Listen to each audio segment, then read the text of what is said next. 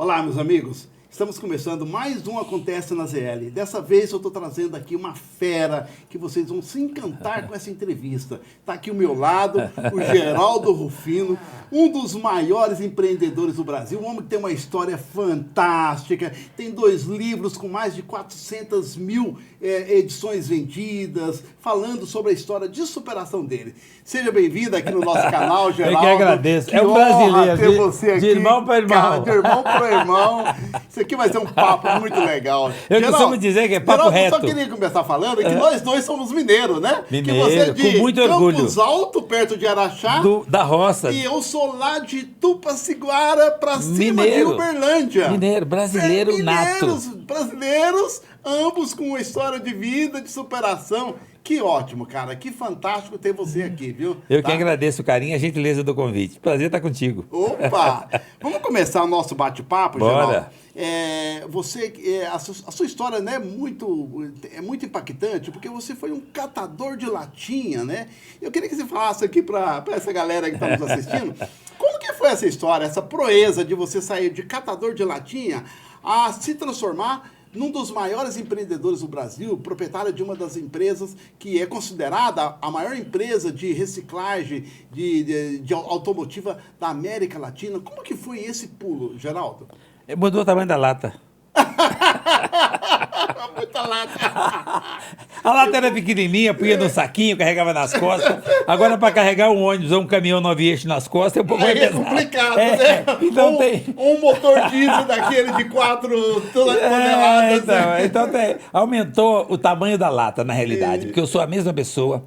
Aquela pessoa que catava latinha, ela era muito forte. Às vezes as pessoas me perguntam onde é que está minha fortaleza, se foi no 1º milhão, no avião, na mansão, no carro alemão. Não tem nada a ver. A minha força está nos meus valores, na base, na família, no relacionamento, no carinho, na mãe, que era minha mentora. Então, na realidade, essa coisa da parte empresarial foi acontecendo por consequência. Sim. Porque eu acho que empreender não é você ter uma empresa ou ter um CNPJ. Empreender é fazer o que você faz. Você se dedicar a um propósito e fazer com amor, com paixão, com gratidão, você põe o pé, Deus põe o chão. Seja o melhor naquilo que você faz. Você está no CNPJ de alguém, seja o melhor naquele CNPJ. Então, na realidade, eu me considero empreendedor desde pequenininho, porque eu nunca entendi que para eu ser empreendedor eu precisava de um CNPJ. O CNPJ aconteceu por acidente de percurso, tipo assim, aconteceu. Sim. Mas eu nunca busquei um CNPJ, eu sempre busquei todos os dias de manhã levantar e seguir a minha mãe, que era uma mentora, uma pessoa, uma diarista que era um exemplo de empreendedorismo, porque cuidava de 8 filhos. Sim. E do meu pai. Então, aquela pessoa era uma gigante. E para mim, uma referência de empreendedorismo é aquilo. Sim. Empreender, para mim, é servir, atender, dar direção, proteger. É o que uma mãe faz. Então, para mim, a grande força do empreendedorismo é ser copia da mulher. Todos nós deveríamos reconhecer que tudo começa na base, a base começa na família, e depois de Deus, numa família, é a mulher. A mulher é que dá a direção, é que é a bússola, ela que tem a sensibilidade, a generosidade, ela que cuida, ela que acolhe, ela que protege. Então, o dia que a gente reconhecer isso, os que reconhecem isso, é porque reconhecem os valores de família, valores de base. Ele consegue dar direção e dar continuação. Você está falando do seu filho. Por que o seu filho tem tanta estrutura e recorre ao pai? Porque ele tem família, ele tem base, ele tem mãe. Sim. Você não teve esse privilégio, né? Não tive esse privilégio.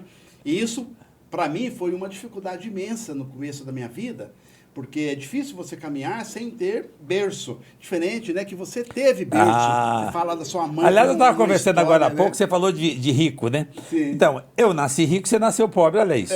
Nós... Porque é isso que eu queria que vocês entendessem, gente. Por que eu digo, eu nasci rico, Divaldo nasceu pobre? Porque é o seguinte, riqueza não tem nada a ver com conquista, com patrimônio, com conta bancária. Riqueza são valores. Os valores começam na base e a base é a família. Eu tinha uma família e ele não tinha. Por isso que eu digo, ele nasceu pobre porque ele não tinha mãe para dar uma proteção, para dar uma orientação, ele não teve a mentoria da mãe, não teve a mentoria do pai. Tem tanta gente reclamando que tem a família e acha que a família é um problema. Ele não tinha, tudo que ele queria era ter a família e ele não tinha. Então, para vocês verem o seguinte, gente, para onde é que você está olhando? As pessoas falam da nossa história, né? Você tem uma história, eu tenho uma história. Todo mundo tem uma história. Então, não é a minha história, não é a história desse grande cara que é o ponto. É o que cada um está fazendo com a sua história. Olha o que ele fez com a história dele. Olha o que eu venho fazendo com a minha história. E que história é essa? A de ontem. todo dia você amplia, você acrescenta alguma coisa na sua história, você aprimora a sua história. Então, o que você está fazendo com a sua história? Eu acho muito importante isso, para as pessoas entenderem o seguinte, de onde você saiu e para onde você está indo, porque, gente, chegar lá ninguém chega, tá? Não tem um chegou lá. Ah, o filho, você chegou lá onde? Cara, todos os dias você sobe um degrau. Então, você, para onde você está indo, para você, as pessoas olharem para você e copiar. Ver como é que é possível. O cara que estava na pobreza, pobreza é o que ele tinha. Porque não tem família, criança, largado na rua, isso é pobreza, tá? E aí ele tem que sobreviver daquilo que ele achar na rua para comer. Isso é pobreza. Não é pobreza por não ter o que comer, é por não ter a base, por não ter família, por não ter colo, por não poder chamar a mãe e ser atendido. Eu tinha essa riqueza, por isso que eu costumo dizer que eu nasci rico. Eu só não tinha o dinheiro. Sim.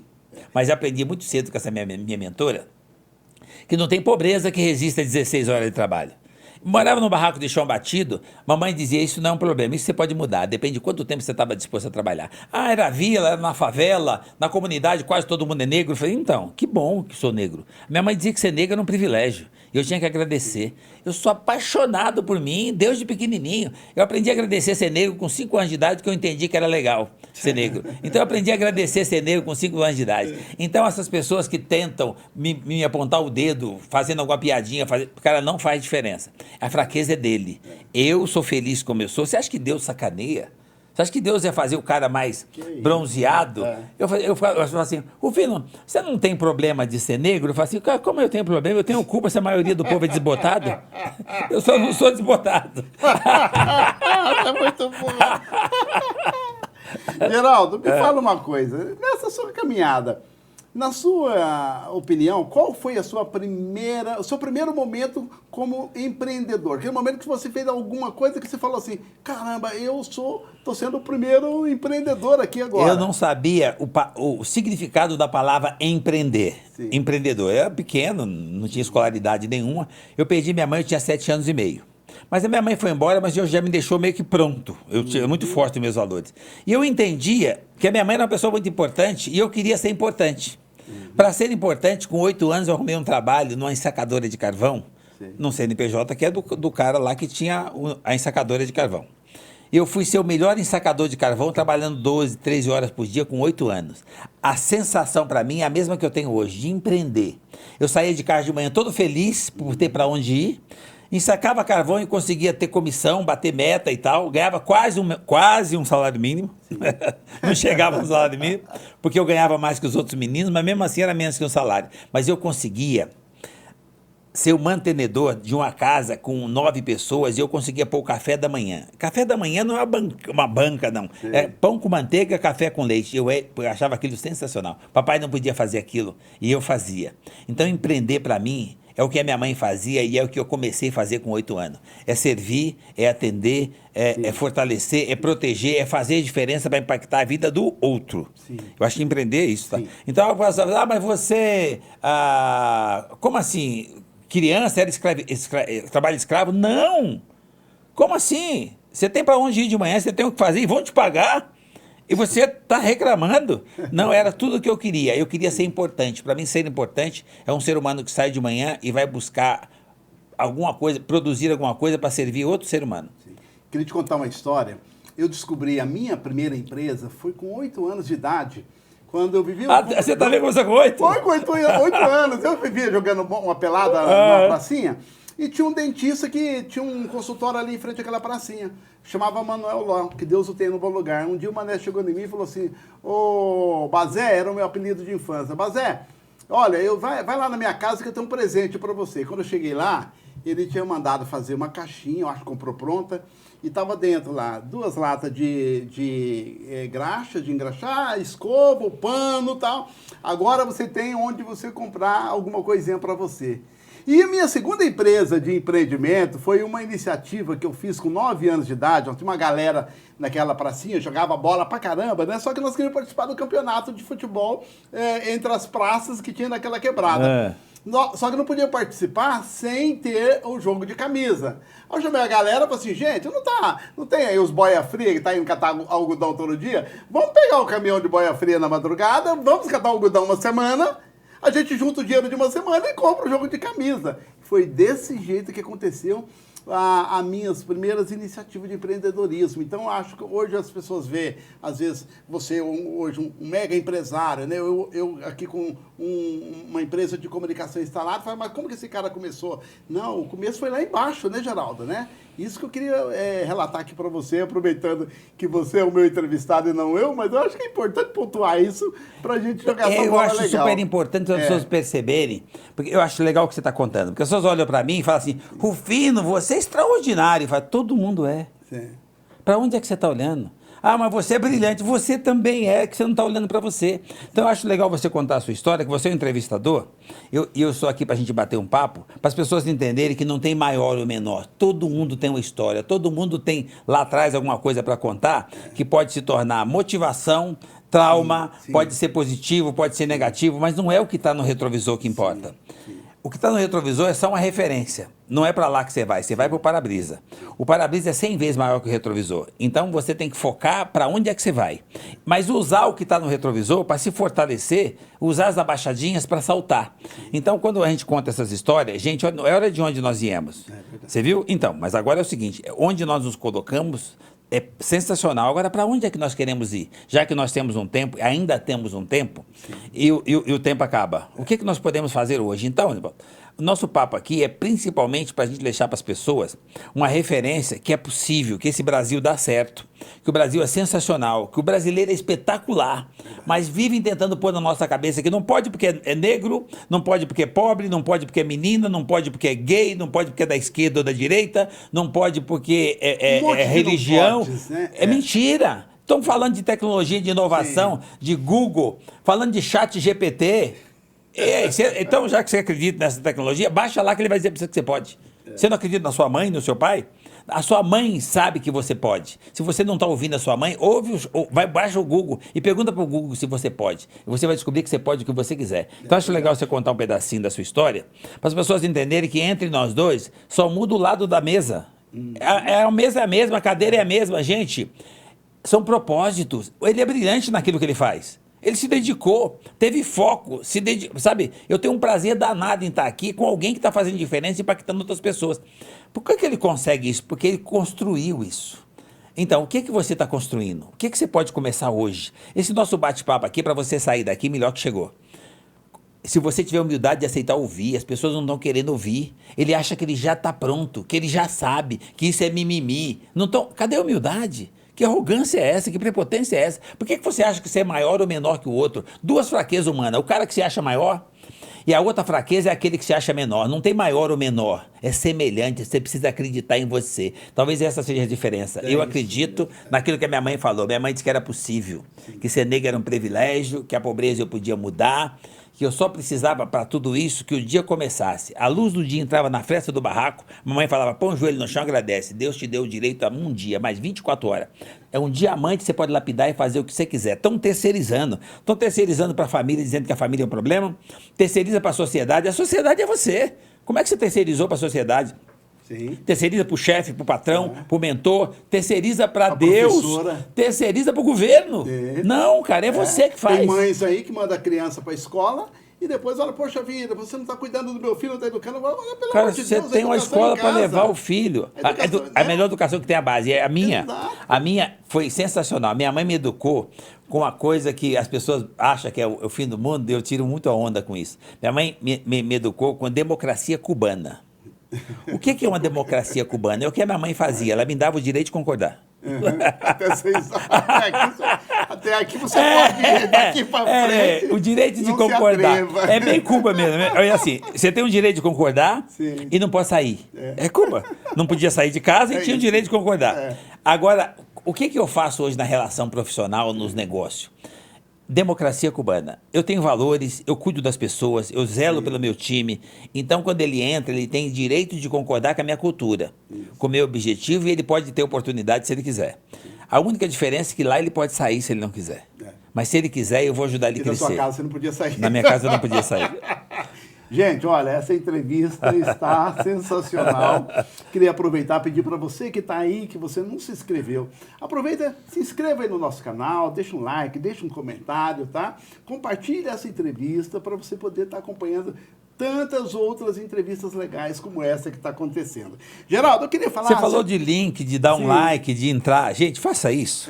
Quando você fizer isso, compartilha com mais alguém, ajuda mais alguém a olhar para dentro, a entender o gigante que está dentro de cada um de nós. Esse nosso papo aqui é esse, tá?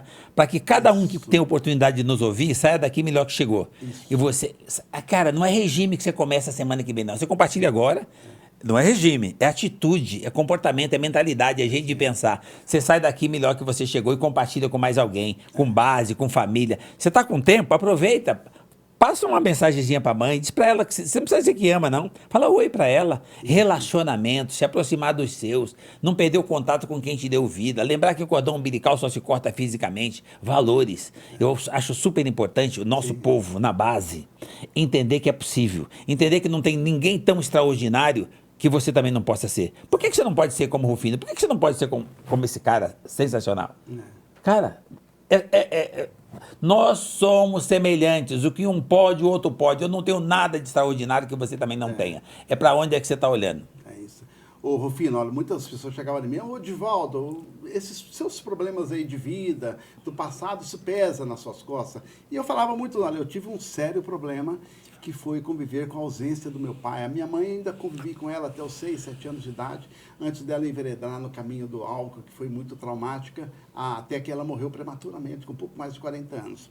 E a minha pergunta para você é o seguinte, você carrega lá da sua infância, não trauma familiar, porque você já deixou claro que não tem, mas o fato de você ter trabalhado naquela dureza como catador de latinha, num lixão, isso trouxe para você trauma ou algum sentimento negativo que te atrapalhou a sua caminhada, Geraldo? Eu não só trabalhava no lixão, catava latinha, como eu comia lá. Eu não comia lixo, é que as pessoas jogavam esse vencidinho que hoje comercializa. Sim. Antigamente os mercados pegavam o vencidinho e jogavam fora. Sim. E a gente ficava no lixão esperando os caminhões do mercado chegar com os vencidinhos. Vinha uns bujão de sorvete, a gente fazia uma festa com aquilo. Então, aquilo para mim era muito prazeroso. Está escrito no rótulo que está vencido. Eu não sabia ler, então não faz diferença. Eu comia vencido eu mesmo. Só comia. Nunca morreu, só fortaleceu. E a pessoa me pergunta o seguinte, Pino, o que você tem muito trauma? Eu falei, não, eu tenho muito anticorpos. Anticorpos. Muito bom. Eu não tenho nenhum tipo de trauma, assim, feliz a vida inteira. Sim, que bom, que bênção. Aliás, Edvaldo, uma coisa, observação. Gente, eu não acredito em tempos difíceis. Eu acredito que os tempos são diferentes. Ontem foi ontem. De manhã, você levantou de boa, depois que tomou banho, a sua célula é outra. Já trocou de célula. Sim. Então, os tempos mudam todo dia, o tempo todo. Então, não é que ele vai ficando difícil, ele vai ficando diferença. Há pouco tempo atrás, nós tínhamos que andar quilômetros para achar o orelhão. Sim. Agora você tem um smartphone. Faz o que você quiser no vizinho, igual esse bate-papo. Você compartilha, daqui a pouco o mundo sabe do nosso bate-papo. Então, e você precisava de um orelhão para deixar um recado e geralmente eles estavam quebrados. Então, por que você acha que agora está difícil?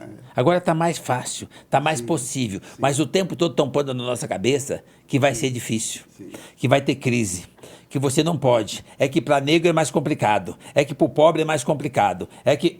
Para a mulher é mais complicado. Para a mulher é uma gigante. Cara, a mulher manda em tudo, inclusive eu já percebi que a sua manda em você. Então, é isso. Mas gente, eu achei legal, porque eu achei um outro negão mole que a mulher manda, mas eu também sou. A minha mulher é o seguinte, eu levanto de manhã, eu faço um café e levo para ela na cama, para fazer network. Eu faço network dentro de casa. E aí eu tô achando que eu tô com a bola toda, porque eu levo café pra ela na cama, e ela manda eu voltar e trocar a bolacha, porque eu erro na bolacha. Você erra na bolacha. E aí eu volto, e agora eu tô achando que agora tá tudo certo, né? Ela não satisfeita tá me ensinando a arrumar a cama. Tá. Legal. Mas eu sou o negro de atitude, eu me posiciono e arrumo a cama. E arruma bonitinho. Muito bom.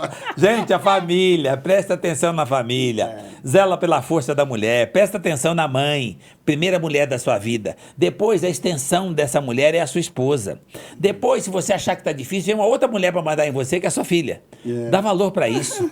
Essas pessoas são sensacionais, são criadoras, nós somos criatura. Presta atenção, se você tiver um criador do lado, uma criadora do lado, presta atenção que ela vai te dar luz, vai te dar guia, vai te fortalecer, vai te proteger. Elas são generosas, são solidárias. E você vai pegar essa energia, carregar as baterias, e todos os dias de manhã você vai sair de casa e se tornar um ser humano melhor. É isso aí.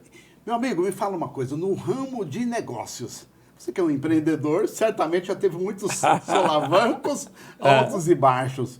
Por acaso você já quebrou? Me fala aqui um detalhe. Me 6 fala, vezes. qual a sua primeira quebra que você se Quando lembra eu tinha na vida? 11 anos de idade, Sim. eu enterrava dinheiro. Eu ganhava dinheiro no lixão, catando latinha, e tinha um terreno baldio perto de casa, a gente cavava e enterrava as latinhas de leite em pó, cheio de dinheiro. Sei. E Que como era é seu que cofre. para não perder onde enterrava o dinheiro, a gente Sim. contava as moitas de capim, onde moita, cheio de moita para lá, cheio de moita para cá, aqui tem uma latinha. Mas tantas moitas à direita, tinha um mapinha no papel. No mapinha. Tem uma outra lata enterrada. E tranquilo. Um belo dia nós fomos para a escola, logo que nós chegamos da escola, a prefeitura passou a máquina para limpar o terreno e levou todas as latinhas embora. Meu Deus, você acabou com a sua... Olha que nós chegamos com a latinha do dinheiro da semana para enterrar, tava o terreno limpinho, só terra e nada de latinha. Gente, eu quebrei pela primeira vez. A gente ficava com aquela latinha na mão e a gente ria, puta que idiota, por que vim me enterrar o dinheiro? Então, assim, então, é o que tinha, a gente não tinha informação, não tinha leitura, não tinha nenhum tipo de escolaridade, não sabia, não tinha ideia de como é que é o negócio de poupança, simplesmente enterrava o dinheiro. Ali eu quebrei pela primeira vez. Cara, todas as vezes que eu quebrei, por que eu tive facilidade em me levantar e começar de novo? Porque eu sempre, rapidamente, eu reconheci que a culpa era minha. O grande problema é que as pessoas estão quebrando, ficando... Primeira coisa é aceitar que você... Mas 6 foi vezes, culpado. não, eu não quebrei 6 vezes, fali 6 vezes, eu fracassei 6 vezes. Sim. Eu fiquei 6 vezes sem dinheiro. Sim. Eu ficava sem dinheiro, a única coisa que você ganha de novo e não deixa sequela. Você já não ganhou uma vez? Sim. Então você sabe. Ninguém desaprende a andar de bicicleta. Volta e começa de novo. Eu voltava e começava de novo. E fazia melhor do que antes, até hoje. Ah, mas agora você ainda quebra? Não sei. Não sabe, é verdade. Ah, mas agora você tá no patamar X. Gente, para. Quanto maior a árvore, mais o vento o pega lá em fogo. cima, tá? O vento vem e tal. Então, se você não aguentar envergar, você vai quebrar, tá? É verdade. Então, assim, eu já estou mais flexível, eu envergo melhor. Me fala uma coisa, eu estava olhando no seu Instagram, aliás, galera, ó, vou deixar depois o Instagram do Geraldo aí, tá? No rodapé do nosso vídeo, para vocês segui-lo lá, vocês vão ver aí as histórias fantásticas que ele conta lá na rede social dele. E uma das histórias que me impactou muito foi a história de um morador de rua que ia pedir água lá na porta da sua empresa e você começou a conversar com ele e você foi determinante, pelo que eu vi, para tirá-lo daquela vida e ele voltar. Parece que você teve um encontro com ele depois fantástico. Mas eu fiz com segunda intenção. É, né? É. Conta pra nós essa Porque história. eu descobri rapidinho. Porque primeiro eu conheci ele. Eu fui lá no portão, pura e simplesmente para dar uma bronca nele. Porque ele não queria entrar, queria que o meu pessoal do time parasse de trabalhar e fosse buscar água para ele. Buscar água pra ele. Aí eu achei que ele era folgado. Eu me vesti na minha arrogância e fui lá dar uma bronca nele. E ele, todo gentil, todo humilde, falou: olha, se eu não puder ficar no seu portão, eu vou embora. Eu não vou entrar porque eu estou muito mal arrumado. Falei, mas eu estou falando para você pode ir lá pegar água. Ele falou, não, eu sei quem é o senhor. Se você sabe quem eu sou, sabe que a empresa é minha, está autorizado, você pode buscar água. Ele falou, o senhor não leva mal? O senhor quer que eu vá embora? Os meninos me dão água, eu espero aqui. Falei, tá bom, então espera aí. Todo ignorante. Espera aí. E saí. Cara, eu comecei a me sentir a mosca do cocô do cavalo do bandido. Mal. Eu sei que mal. Falei, cara, voltei lá. Falei, cara, desculpa, vai daqui. Peguei o galão e eu vou pegar água para você. E fui lá pegar água para ele. Não, aqui eu vou pegar água. Fui lá pegar água para ele. E comecei a conversar com esse cara. O cara tinha uma educação. E eu comecei a querer saber um pouco mais desse cara. E esse cara, eu percebi que esse cara tinha alguma coisa para passar. A primeira coisa que ele me passou é para eu baixar a arrogância. Para eu ser mais humilde. Baseado nesse primeiro... Porque às vezes, sem ser, a gente às vezes A gente tem momentos você que a gente vacila. A hora que você menos espera, você está sendo vacila, arrogante. Isso é horrível. E aí eu percebi que aquele cara já me ajudou a baixar a bola. A hora que ele ajudou a fazer isso, eu falei assim, que legal, ganhei uma mentoria rápida. E eu me interessei e quis mais mentoria. Essa é a minha segunda intenção. Eu queria ouvir mais desse Você cara. inverteu a ordem. E durante 6 meses, esse cara veio me agradecer um tempo depois por eu ter conseguido fazer ele voltar para casa. Porque eu falava da mãe dele. Ele foi para a rua por causa da mulher dele, uma ex-mulher. Mas ele estava judiando da mãe. E através da mãe, eu percebi que nós somos emocionais. Ele tinha um sentimento pela mãe. Eu usei o sentimento de mãe, de filho, para ele voltar para casa. E ele conseguiu se refazer. E eu tirava proveito disso, tirei proveito de 6 meses de mentoria. O dia que ele veio me agradecer e veio me pagar um café, eu queria dar um abraço nele. Ele falou, o dia que eu estiver arrumado, eu recebo o abraço. Eu dei um abraço nesse cara, ele veio arrumadinho, com a malinha dele, para voltar para a terra dele, veio agradecer e me pagar um café, porque tem uma lanchonete dentro da empresa. Falou, eu vou pagar o café para o senhor. Eu falei, tá bom, vamos lá. Me pagou o café, eu falei, você não quer um trabalho? Eu falei, eu tenho um trabalho. Foi aí que ele me mostrou um telegrama, sendo convidado por uma mineradora de Minas Gerais, inclusive, para voltar para casa, que ele tinha um emprego, e o emprego dele é nada mais, nada menos do que engenheiro. Engenheiro. Engenheiro especializado em explosivo, um cara com uma puta história, com formação internacional, um cara ponta, falando 4 línguas. E morando na rua. Morando na rua. Não subestime o ser humano. Eu falo para as pessoas falam em oração, falam em gratidão, levanta de manhã e não dá bom dia para Deus. Então, o Deus estava lá. Conversei com esse cara. Esse cara foi para casa, me deu um abraço, só que na hora dele ir embora, ele me falou uma frase. Ele falou assim, Sr. Geraldo, o senhor falou muito da sua mãe, o senhor falou para mim que a sua mãe é inesquecível, imortal. Eu falei, exatamente, a minha mãe me deixou uma sementinha no coração e na mente. Para mim, ela é inesquecível, imortal. Ele falou assim, então, só vou dizer para o senhor o seguinte, para mim, hoje, o senhor é um ser humano que para mim se tornou imortal, inesquecível, nunca vou esquecer o senhor. Me deu um abraço, encheu o olho d'água e foi embora. Olha isso. 2 anos depois eu quebrei. Eu estava com muito dinheiro, muita estrutura, meus filhos muito folgados. Eu quebrei de não ter dinheiro da luz. Essa foi a sua terceira, quarta quebrada? Essa foi uma das maiores. Essa foi a maior. Eu tinha comprado na rede concessionária, estava todo me achando. Sim. E aí a árvore foi subindo, eu não prestei atenção, o vento bateu e quebrou. O vento bateu e quebrou. Deve ter sido um plano real da vida por aí, né? Foi um presente, porque meus filhos estavam ficando bobo e tiveram que trabalhar. Sim. Eu ia perder meus filhos, porque esses playboyzinhos que não sabe, não tem noção de onde vem o recurso. Teve dificuldade. Meus filhos tiveram que trabalhar, um tinha 15, outro tinha 17. Eu tive a oportunidade de aproveitar e preparar meus filhos para a vida, sem dinheiro. E aí, 2 anos depois, eu precisei fazer, isso já tem passado 2 anos desse encontro, tá? Sim. Eu precisei fazer um negócio com a mineradora em Minas, fiz o negócio, eu precisava comprar parcelado, era uma quantidade, 18 caminhões, eu precisava comprar para pagar em um, disse que não podia e tal. De repente veio uma ordem de um tal CEO da empresa, que podia, disse que eu sabia quem era, e o cara autorizou, a hora que liberou os caminhões para eu comprar, disse, o senhor pode levar, mas o senhor pode levar todos e pagar um por um à medida que o senhor puder. Do jeito que o senhor propôs. Sim. Mas eu posso levar todos? Sim. Pode. Mas, cara, tem certeza? O diretor disse que está liberado, que o senhor não lembra dele, mas ele conhece o senhor. Eu falei, me conhece? Ele, quem é? Ele falou assim, olha, ele só falou para falar uma frase para o senhor. Falou que o senhor, para ele, é imortal, inesquecível. Foi o único cara na vida que me falou isso. Era o catador de... o Andarilho. Ele é CEO do troço. Meu Deus, e ele ainda hoje exerce essa função. Olha, eu não tenho o nome completo dele. Sim. Eu não procurei achar quem é ele. Eu tenho certeza que é ele por causa da frase. Sim. Ele falou assim, fala pra ele que pra mim ele é imortal, inesquecível. Que maravilha. E que ele pode levar os caminhões. É aquilo que você faz aqui, você planta aqui. Recebe aqui. Aqui você faz, aqui você recebe. É verdade. Então, assim, não tem castigo. É você que gera a energia positiva ou negativa. Gente, faça o bem. Eu falo para você, gente, eu ando de boa na vida e eu dou bom dia para a esposa de manhã, que é o primeiro Deus, que está na figura viva. Eu saio de casa de manhã, eu dou de cara com Deus na portaria, que é quando o porteiro que abre a cancela, para mim é o outro Deus. Eu abro a janela e dou bom dia. No trânsito, quando alguém me aborda para vender uma bugiganga ou para limpar meu para-brisa, eu abro o vidro e dou bom dia. O cara vai, e se for assaltante? Ninguém resiste um bom dia verdadeiro seguido de um sorriso. Sim. Se for um assaltante, se ele tiver um outro carro, ele escolhe outro cara para assaltar e te dá o bom dia. Se ele não tiver outra opção e precisar te roubar, ele te leva o seu smartphone, te leva a sua carteira, mas ele não te põe a mão. Sim. Por conta do jeito que você deu um bom dia e você cumprimentou ele. Gente, nós somos humanos, as pessoas são boas. Sim. Todo mundo é bom até que me prova o contrário. Para mim, todo mundo é bom. Quando prova o contrário, eu dou uma segunda chance. Eu não ponho rótulo. Sim. Eu acredito nas pessoas.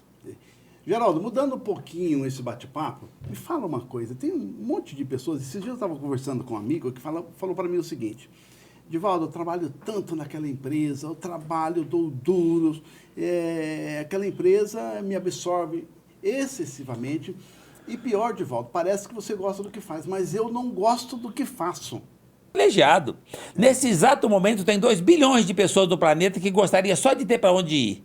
Você pega esses países em guerra, país que tem conflito, que tem tribo, as pessoas só queriam ter para onde ir. Tem 2 bilhões de pessoas nessa situação, inclusive na China. Porque assim, as pessoas estão querendo gostar do que faz para ter prazer. Então, se você começar a ter gratidão por ter o que fazer, você já começa a transformação. Invertendo a ordem. Aí você não cansa mais. Estão invertendo a ordem. O cara tem o que fazer e não gosta. Se você gostar e agradecer todos os dias o Deus por você ter para onde ir e ter o que fazer, já muda a energia, já tem prazer, já não cansa mais. E daqui a pouco você se destaca naquilo que você faz. Pois é, meu amigo, Eliane, você ouviu o recado, né? Você já sabe que é para você, né? Agora... Cláudio, eu queria outra coisa. Tem mais um amigo que sonha ser empreendedor, mas tem medo de empreender. Às vezes ele vem falar comigo, esses caras todos sabem que eu trabalho das 9 até 11 horas da noite, rigorosamente todo santo dia. Por quê? Porque a rede social já não te dá paz, né?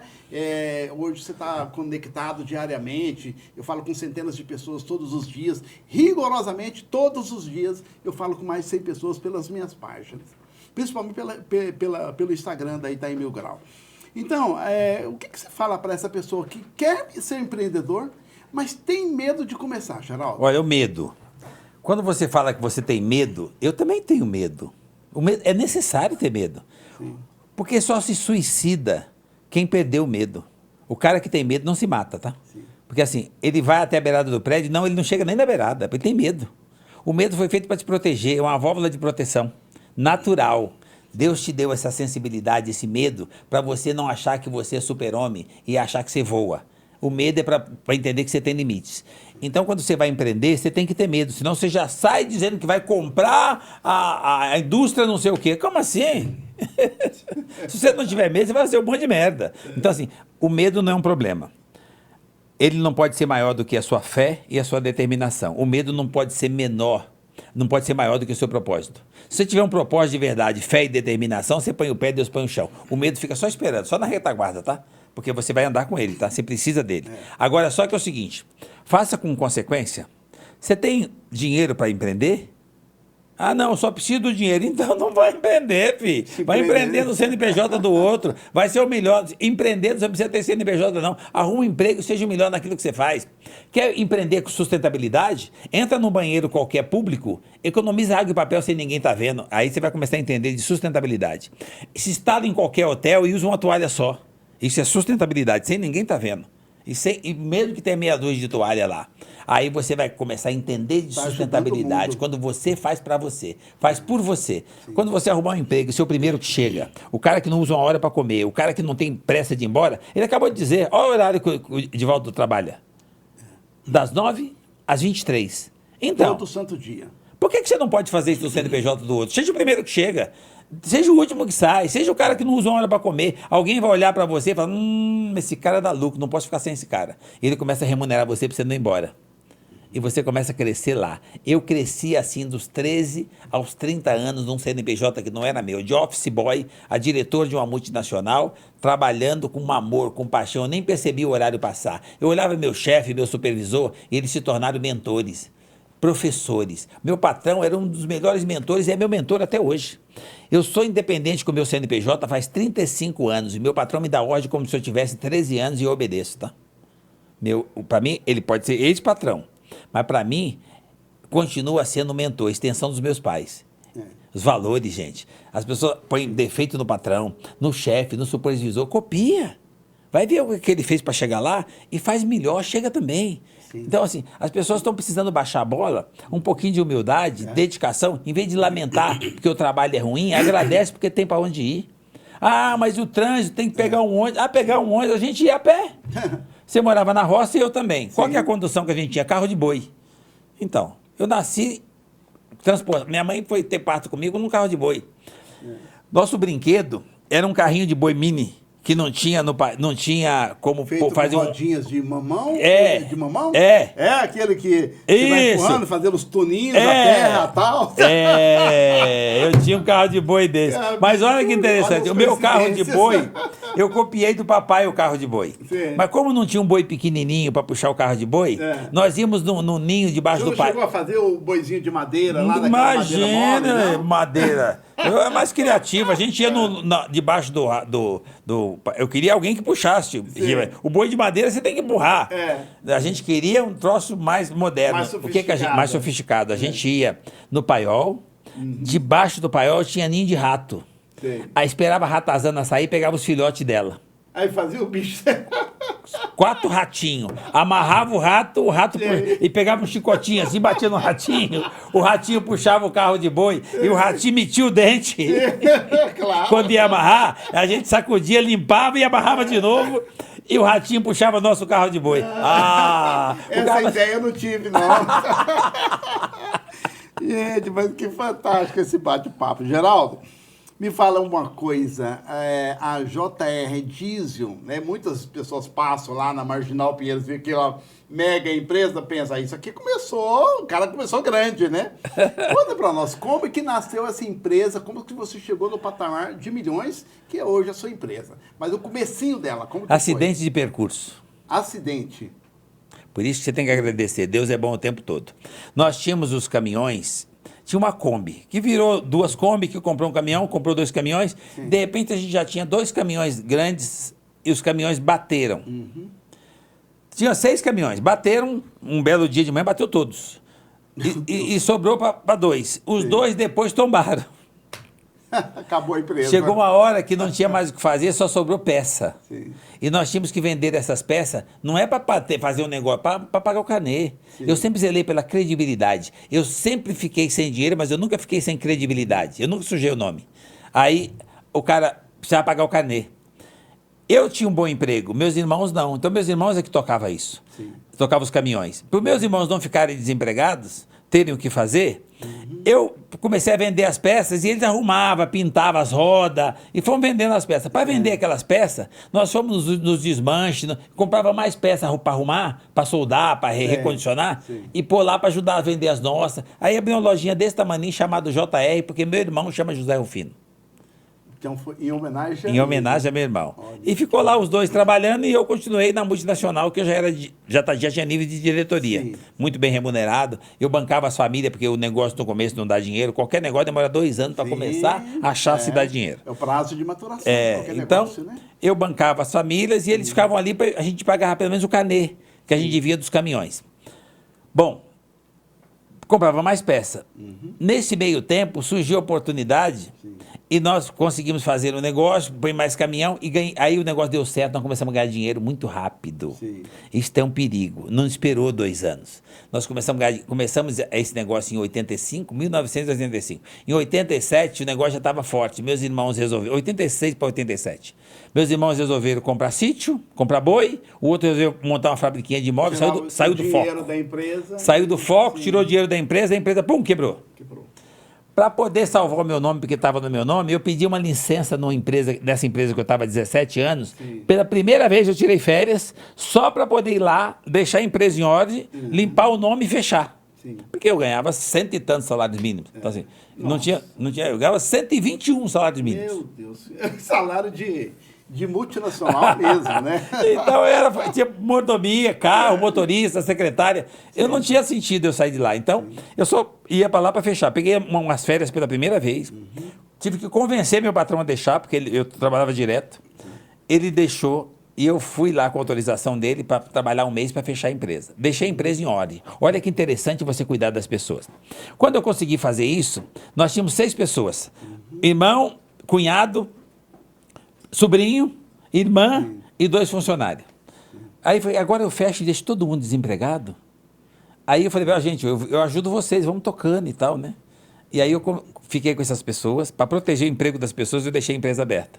Eu ia lá de manhã, eu já estava acostumado a trabalhar 16 horas por dia, então era mole. Sim. Eu vinha de manhã, fazia o que tinha que fazer, ia para o Play Center, que era na Marginal Tietê, voltava à noite, ficava até às 11, eu começava às 6 da manhã até às 11 da noite. E fazia as 2 coisas. Chegou uma hora que eu comecei a não conseguir ir muito cedo para o meu trabalho. Eu ia mais tarde, até chegar um dia e falar para o meu patrão assim, olha, eu preciso escolher, eu trabalho lá Eu Ou trabalho volta aqui. pra empresa. Mas lá você vai ganhar 20% do que ganha aqui, mas eu consigo, trabalhando lá, eu consigo melhorar e tal. Não, não, não, não. Tá muito cedo, não deixou. Ele demorou mais de um ano para me autorizar a ir embora. Sim. Autorizar a ir embora. Olha o respeito que eu tenho por esses caras. E aí, eu fui embora, na hora que tinha que ser, e aí a empresa começou. E se tornou o que é hoje, com muitas horas de dedicação. Meus irmãos largaram a empresa logo naquela época, desde 87 que eles não estão, ficou só para mim mesmo. Sim. E eu, em vez E de eu, hoje é você que toca em vez de com eu seus fechar... filhos. Não, meus filhos têm um negócio deles, Ah, cresceram, então você- cresceram lá, Cresceram. aprenderam lá, quebraram lá. Hoje cada um tem o seu negócio, tenho 3 filhos, minha filha mexe com agro, meus filhos mexem com cada um com uma coisa diferente, Sim. não é o mesmo segmento que eu. E quem toca a linha de frente é a chefe, é a esposa. A esposa, olha. É isso que permite que eu fizesse livro, é isso que permite que eu viaje, é isso que permite que eu faça 215 palestras por ano. Nossa, 215 por ano. Fora Meu a Deus. interação, o merchan que a gente faz propaganda para algumas empresas, esse bate-papo nosso que eu saí de lá e Que, tive o aliás, prazer eu de quero te poder vir. agradecer, porque você Poder fez vir até aí uma aqui. mágica aí, a Thaís deu um jeito aí, né? Porque senão não iria rolar mesmo essa entrevista. A Thaís aqui, falou né? assim, ô, chefe, não tem agenda. Eu falei, esse cara é meu irmão, rasga e faz outra. Que legal. Que bênção, viu? Que maravilha. Eu queria falar um pouquinho sobre os seus livros, né? O Catador de Sonhos e o Poder da Positividade. Esses livros te trouxeram assim, algum aprendizado quando você escreveu esses livros? É o que aconteceu com o seu livro. Não tem como você fazer um livro e você não rever a história que você está contando. Porque é livro de vida real. O livro você espelha aquilo que você passou, aquilo que você faz no dia a dia, é aquilo que você quer deixar de legado. Então, quando você faz isso, você precisa ter reflexão. Você precisa ter, não, você tem naturalmente Não tem reflexão. como você não refletir sobre a sua vida. Isso melhora a sua vida. Mas o livro, às vezes eu encontro, nossa, Rufino, eu vi o livro Catador de Sonhos, cara, eu entendi que dá para empreender, melhorou a minha vida. Eu falei assim, então, melhorou a minha também. Porque quando você escreve e quando você fala, se você estiver de verdade fazendo aquilo que você está falando, você fala para você mesmo, você melhora você. Então precisa ter cuidado com aquilo que você fala, porque você está ouvindo. Sim. Porque ninguém engana ninguém. Quando você acha que está enganando o outro, você trouxe aquilo para você. Então, o primeiro livro deu resultado, fiz o segundo, e aí virou esse negócio de evento, palestra, entrevista, aumentou o relacionamento, e até que virou uma coisa assim que eu me recuso a voltar. Porque eu acho que eu não tenho o direito de privar as pessoas de ter informação, de ter conhecimento, de ver vivência do que eu passei para que ela perceba que ela também pode. O meu principal propósito é usar o que eu fiz, o que eu faço, para as pessoas perceberem que eu não tenho nada de especial, nada de diferencial. Eu só sou um ser humano. Não é maior do que ninguém, não é superior a ninguém. Né? Nem maior e nem menor, só semelhante. Então, não importa se você é andarilho, se você tem um trabalho em alguma empresa, ou se você é o cara que se acha que já tem o avião. Cara, o que você faz eu posso fazer, e o que eu faço você pode fazer. Não tem essa diferença. Tem gente que fala assim, olha gente, o cara vai para a internet, hoje tem muito isso, tá? Tá vendendo, o cara diz que dá aula para Deus, tá? Ele diz que vai fazer você ganhar um milhão em quanto tempo, que você compra um curso dele, que você compra a imersão dele e ganha não sei o quê. Cara, vai ouvir a sua mãe primeiro? Vai ouvir seu pai primeiro? Você quer empreender? Vai trabalhar primeiro como empreendedor no CNPJ do outro, para ver se você tem potencial para fazer sobrar o dinheiro do seu salário? Não peça dinheiro emprestado, e você tem que empreender com o que sobra. Está sobrando? Então você vai empreender. Sim. Não faça teste, expondo a família, vendendo casa, vendendo carro. Gente, isso é pôr em risco a sua estabilidade emocional. E eu não fiz isso. Eu fiz no tempo certo, cada coisa da sua vez, mas eu nunca deixei em fase nenhuma meu patrimônio ficar maior que eu. A minha base é a família, o relacionamento, as pessoas. Você me conhece há algum tempo e você vai me conhecer a vida inteira, que eu te considero um amigo e irmão. Deixa eu falar uma coisa para você. Você vai ver o mesmo cara, tá? Eu me recuso a pensar em mudar porque você conquistou alguma coisa. O que tem a ver? Sim. Olha, não é quanto você tem, é quem você tem. Não é o tamanho do seu patrimônio, das suas conquistas, é o seu tamanho. Eu me recuso a ficar pequeno. As pessoas, quando começam a fazer essa comparação, ele começa a ficar pequeno, ele se acha. Ele quer mostrar o carrão, ele quer mostrar o avião, ele quer mostrar a mansão. Não, cara, mostra a sua energia, mostra a sua cara, Fala pro cara olhando no olho do cara. Deixa o cara perceber que é de verdade. Leve alguma coisa que soma na vida do outro. Isso fortalece e, por consequência, você recebe uma bênção. Eu sou abençoado, blindado, protegido. Não me acontece nada. Pandemia. Ah, todo mundo pegou Covid. Eu não, eu só pego o que me interessa. Você sabe que na pandemia, Geraldo, eles estavam parando um negócio, né? Soltaram um boato que o jornal pegava o vírus. Eu falei, agora ferrou de vez. O jornal já estava ladeira abaixo, que o jornal impresso, né? Só por misericórdia para estar mantendo o jornal ainda. Ele transportava o vírus. Eu mantenho 4 ainda, né? Mas no Covid não deu, o jornal parou. Eu falei, o que eu vou fazer? Aí eu coloquei uma mensagem no meu Instagram, gente, vou iniciar uma campanha para doação de cesta básica. Aí comecei, um ofereceu 5, o outro 10, o outro 1, ofereceu um cara, pô, vou te mandar 50 cestas básicas. Um belo dia eu tô sentado, entrou uma mensagem pelo direct. Ah, Divaldo, olha, eu tô vendo aqui no seu Instagram e tal, eu queria te mandar umas cestas básicas. Você tem condição de distribuir 300 cestas básicas? Eu falei, 300? Pelo amor de Deus! A campanha é para 200 cestas, você vai mandar 300? Vou mandar 300. Então mandaram aquelas 300, depois mandaram 600, depois mandaram 1.200, depois mandaram 2.000. Eu comecei a distribuir uma carreta de cesta básica por semana de uma grande ONG. Os caras estavam todo mundo desesperado com medo da doença matar todos eles. E você ajudando as pessoas. E eu tinha coragem de ir para a favela entregar. Olha que interessante. Só para simplificar, entregamos 23 mil cestas básicas só nas comunidades aqui desse entorno. Eu fiz e não peguei um único vírus coisa sequer. Semelhante. Por isso foi você, eu também não peguei nada. Olha que interessante, como é que vai do posicionamento de cada um. Eu conversei com o governador na época, a gente tem um bom relacionamento. Sim. Na época, você sabe quem era. Sim. E eu conversei com ele e falei assim, chefe, eu vou abrir. Não, filho, você precisa ser o exemplo. Eu falei, você é um exemplo de quem vai trabalhar, tá? Eu vou abrir. Ah, então não me encontre. Eu falei, eu tô te contando. E eu abri. Sabe por que eu abri? Porque nós ficamos perto do Ceasa. Eu comecei a dar café da manhã e almoço grátis para as famílias que andavam na boleia de quem trazia comida para nós. Eu comecei a atender essas pessoas de graça. A gente dava almoço grátis e café da manhã. Como vinha nas carretas, nos caminhões, eles paravam lá para almoçar, para tomar café com a família, aí, tomavam banho e compravam alguma peça. E aí avisava o amigo que lá estava aberto, o outro também vinha e comprava. Resumindo, eu fui solidário, quis ser generoso com as pessoas, cuidar das pessoas em vez de fugir do problema. Trouxe todo o meu povo para trabalhar e lá eu cuidava deles, eu mesmo levava no médico. Sim. Então, só que isso, por consequência, eu cresci 39% na pandemia. Tá vendo? Gente, é o que você pode fazer. Então, eu não tinha intenção de abrir para crescer, pôr todo mundo em risco para ganhar dinheiro. Não, eu só queria atender. Porque assim eu falo de essencial. Essencial é todo mundo. Sim. Ah, os médicos são essenciais. Não, gente, todo mundo é essencial. Ninguém faz nada sem ninguém. Todo mundo precisa de todo mundo. O médico precisa abastecer, ele precisa comer, ele precisa se transportar, ele precisa de alguém que limpa lá. Sim. Todo mundo é essencial. E eu entendi o seguinte, o caminhoneiro é que me traz a comida, então eu sou essencial. Porque se o caminhão não andar, a comida não chega. Então, cara, eu me coloquei como essencial, fui trabalhar e entreguei resultado. Então, gente, para vocês entenderem o seguinte, não espere, não terceiriza, não espere que alguém faça para você. Você nasceu locomotiva, não espere que alguém te puxe, você não é vagão. Seja você o cara que puxa. E lembra que o outro também é locomotiva. Compartilha com o outro. Sim. E 2 locomotivas, é o que nós estamos fazendo aqui. 2 locomotivas têm poder de fazer diferença e puxar uma composição inteira.